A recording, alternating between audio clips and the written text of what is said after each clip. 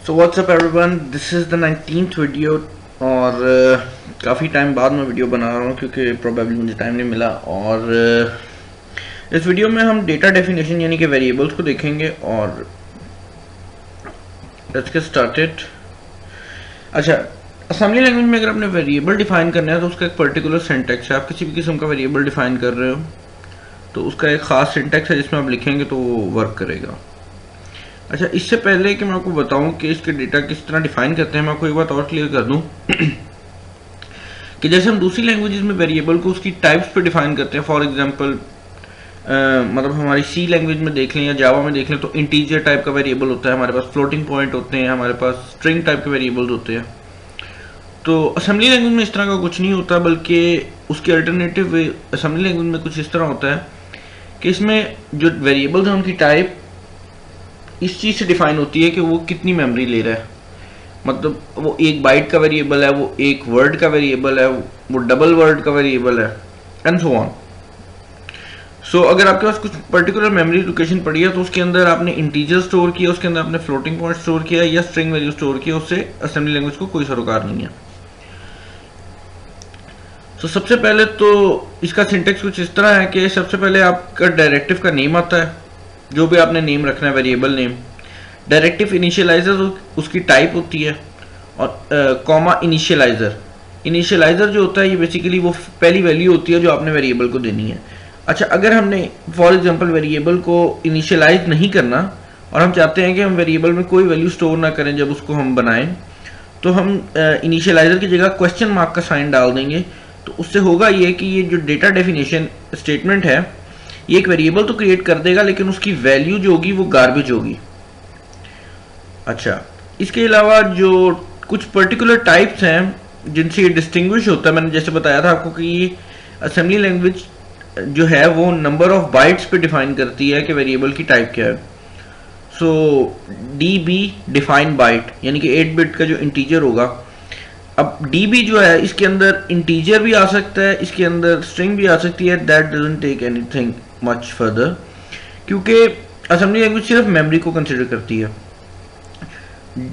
DW stands for define word. अब word जो होता है वो 16 बिट का होता है और ये मशीन टू मशीन भी वेरी करते हैं क्योंकि हम 8086 का कंपाइलर यूज कर रहे हैं। तो इसकी असेंबली लैंग्वेज जो हम यूज कर रहे हैं वो बेसिकली सिर्फ 8086 के लिए बनी थी। ये एक प्रोसेसर का नाम है 8086 और उसके अंदर ये चीजें यूं हैं। डिफाइंड डबल वर्ड जैसे क्लियर ही है कि 16 का डबल 32। क्वाड वर्ड, क्वाड का मतलब 4 होता है, तो 16 multiply by 4 64 bits. Defined 10 bytes. अब एक बाइट 8 बिट्स की होती है तो 10 बाइट्स अगर हम करेंगे तो वो 80 बिट की हो जाएंगी। Simple enough. अच्छा, उसके अलावा जो यही बताया हुआ कि इसकी लार्जेस्ट वैल्यू कितनी है और स्मॉलेस्ट वैल्यू कितनी है जो स्टोर हो सकती है। अच्छा, अनसाइंड वैल्यू स्टोर करेंगे तो आपकी पूरी बिट्स 8 बिट्स जो है आपकी वो वैल्यू स्टोर करने के लिए यूज होंगी, इसलिए 255 तक आप स्टोर कर सकते हैं। लेकिन अगर आप साइंड वेरिएबल यानी कि नेगेटिव और पॉजिटिव नंबर को स्टोर करेंगे तो एक बिट आपका साइन स्टोर करने में लग जाएगी। उसकी वजह से आप सिर्फ 127 कैरेक्टर स्टोर कर सकेंगे प्लस के और इसी तरह माइनस के। मतलब -127 से +127 या मेरे ख्याल से -128 से लेके +127। क्योंकि ये 128 इसलिए नहीं है क्योंकि 0 को पॉजिटिव कंसिडर करते हैं और 0 को स्टोर करने के लिए वो एक लोकेशन स्टोर होती है। सिमिलर वर्ड का भी यूं केस है, डिफाइंड डबल वर्ड का भी ये केस है। आप इनको स्लो कर लीजिएगा वीडियो को और यहाँ से रोक के देख सकते हैं। मल्टीपल इनिशियलाइजर मैं आपको बाद में समझाता हूँ। Let's get started. और जैसे कि आपको याद होगा .org 100 से हमारा प्रोग्राम स्टार्ट होता है। उसके बाद .data लिखते हैं जो कि हम खाली छोड़ भी देते हैं अक्सर, या .data से भी ऊपर हम .stack लिखते हैं। .stack 100h .code, इसको बड़ा कर दूं अगर आपको तो बेहतर लगे, और रिटर्न स्टेटमेंट। अच्छा, अब .data जो है हम नॉर्मली इसको एम्प्टी छोड़ते थे क्योंकि हम कोई डेटा डिफाइन ही नहीं कर रहे होते थे, लेकिन इस प्रोग्राम में हम डेटा डिफाइन करेंगे और वो होगा माई वेरिएबल। इसका नाम मैं रखूंगा, इसकी जगह आप कुछ भी लिख सकते हैं। और इसको मैं डिफाइन करूंगा डबल वर्ड, या फिर इसे सिर्फ डिफाइन बाइट करते हैं यानी कि एक बाइट 8 बिट्स। और इसको इसको इनिशियलाइज जो मैंने करना है वो मैंने करना है 92H, बल्कि 12H कर देते हैं, इट लुक्स गुड यार 12H। अच्छा, उसके बाद अब हम करेंगे क्या कि हम मूव की स्टेटमेंट यूज करेंगे, मूव AX माई वेरिएबल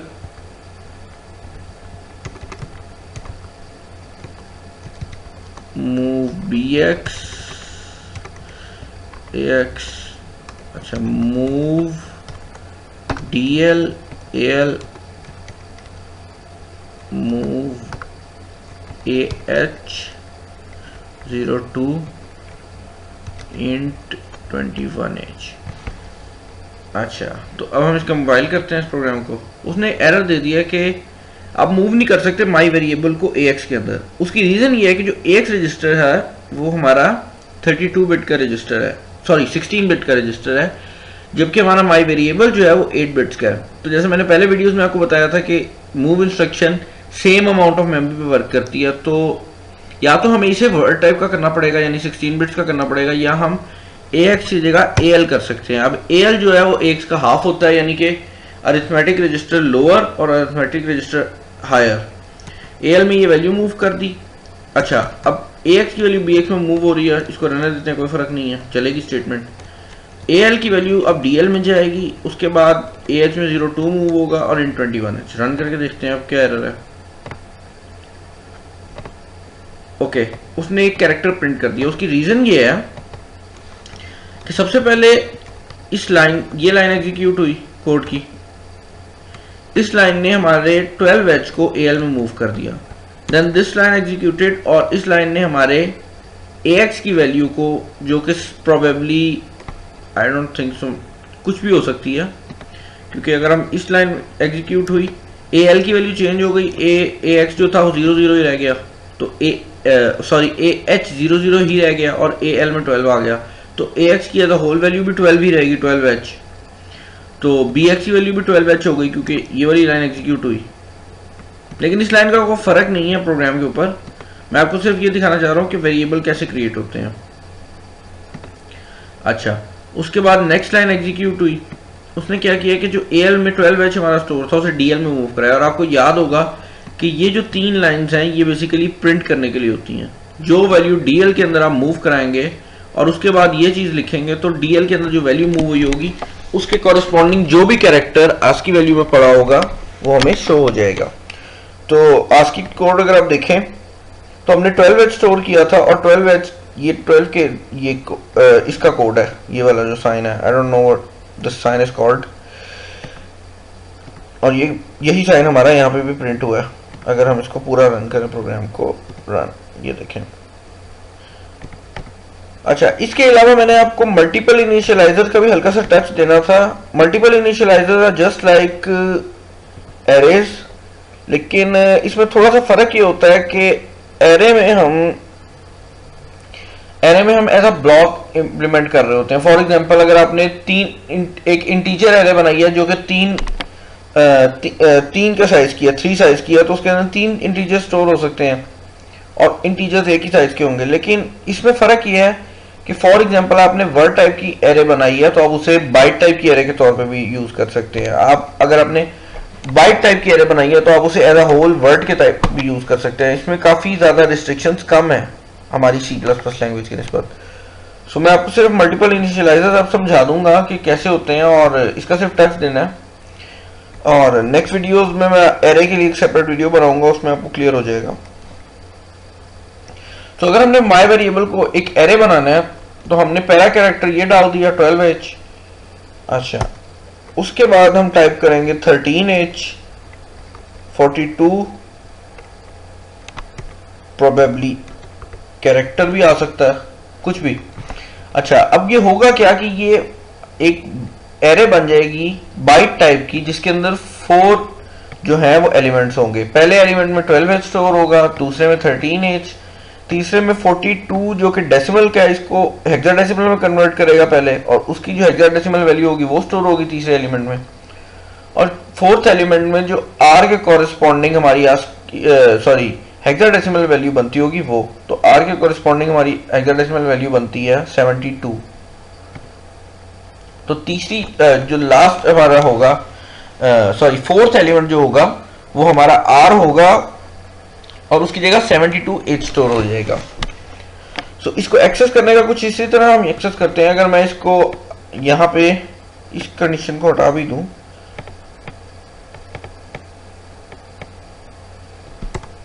और मैं डायरेक्टली जो वेरिएबल की वैल्यू है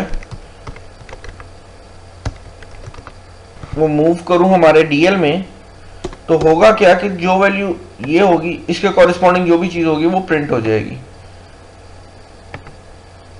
तो अभी हमने क्योंकि बाय वेरिएबल को पास किया तो उसने अगले कैरेक्टर्स को नहीं देखा, उसने सिर्फ पहले कैरेक्टर को जो वेरिएबल का था उसको देखा और उसने उसकी जगह जो भी साइन बनता था उसने प्रिंट कर दिया। अगर हम चाहते हैं कि ये 13H के जो कॉरेस्पॉन्डिंग साइन है उसको प्रिंट करे, तो उसका एक वे है कि आप +1 कर दें और इसको स्क्वायर ब्रैकेट्स में कर दें।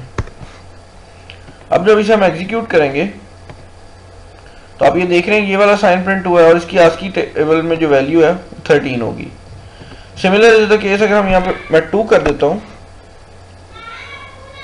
तो यहाँ पे जो है वो ये साइन प्रिंट होगा। अच्छा, अब ये साइन इसलिए प्रिंट हुआ है कि अब इस साइन का हम कोड देखते हैं, 2a है। अगर आप 2a को डेसिमल में कन्वर्ट करेंगे तो 42 बनेगा, ये वाला 42। तो आपको उम्मीद है समझ आ गई होगी, नहीं भी आई तो ये एरे वाले पार्ट को आप स्किप कर सकते हैं क्योंकि इसके लिए मैंने सेपरेट वीडियो बनानी है। Thank you for watching, channel को लाइक और सब्सक्राइब करो यार, बता के थक गया हूं। अल्लाह हाफिज़।